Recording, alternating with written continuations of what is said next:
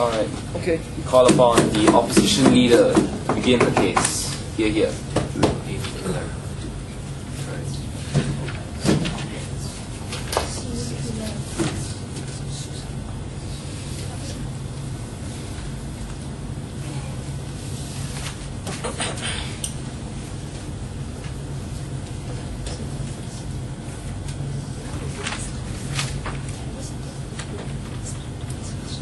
If you look at the present times now, things have changed. A lot of things have changed, including the face of war.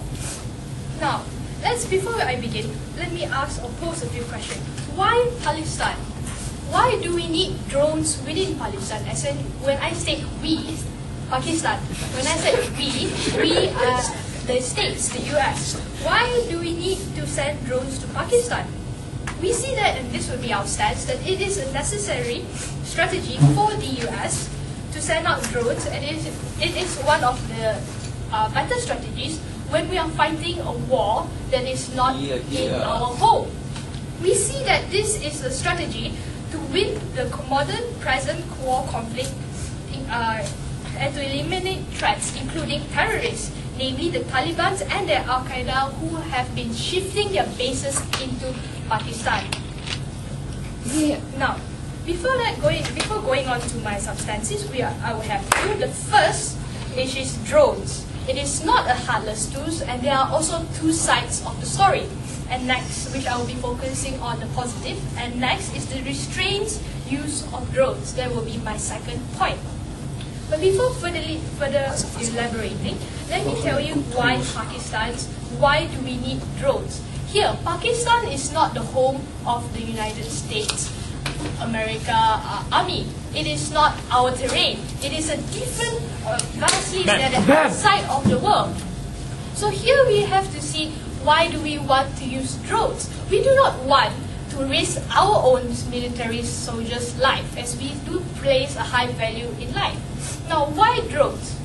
I couldn't ask this POI during the first speaker point, which is, would they have conceded to the use of drones for surveillance and non-violence mission? And I would say they would gladly concede. Now, you see, the thing is, drones are not only a tool of dropping bombs, they are also there for surveillance. Moving on to my rebuttal, rejected now, which is a very big part of the speech for the speaker before me, that the drones are only there to drop bombs on people. That drones are there killing innocent people's lives. Yes, we concede that there is collateral damage. We do not deny that. But the fact is, now, on the current standing, 9 out of 20 top minds of Al-Qaeda have been eliminated. And this method of elimination is not through any form of primitive killing. These 9 people that died was from the successful stories of drones. Denied.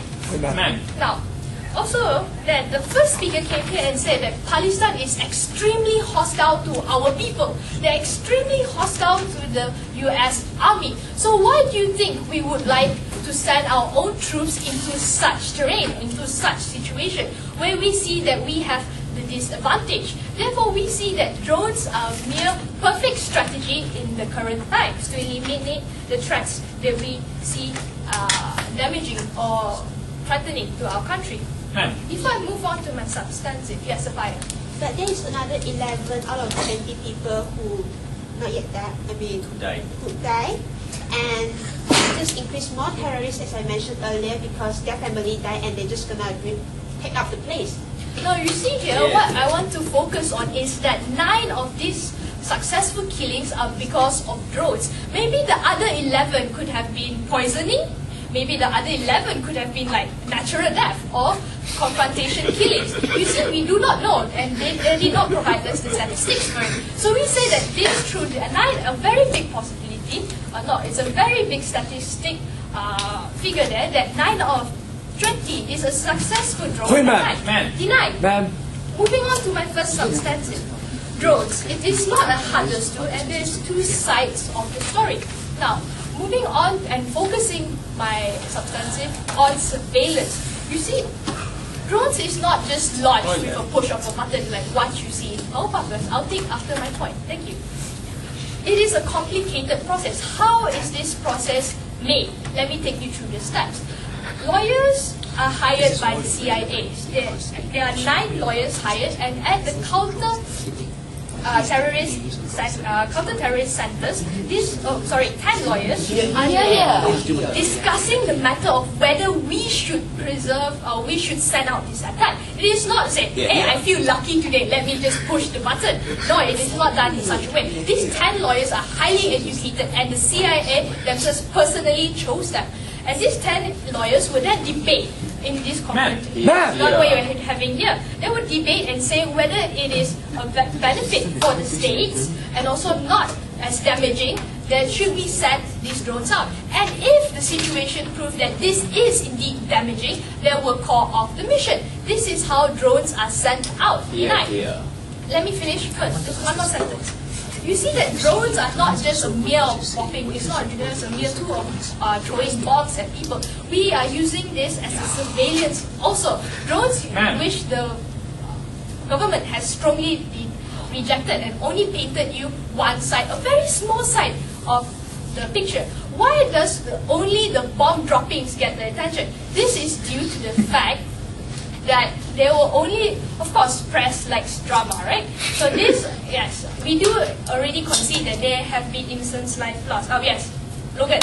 Has anybody been prosecuted from the hundreds of civilians killed from drone attacks? Not yet. We say not yet, but maybe in the future. We see that justice itself is not in the short period of time. We see Osama bin Laden took us how many years to get him. We see other dictators took us how many years to get him. We see the opposition side have hope that one day these mistakes, that if they even consider mistakes, whoever is responsible will be prosecuted.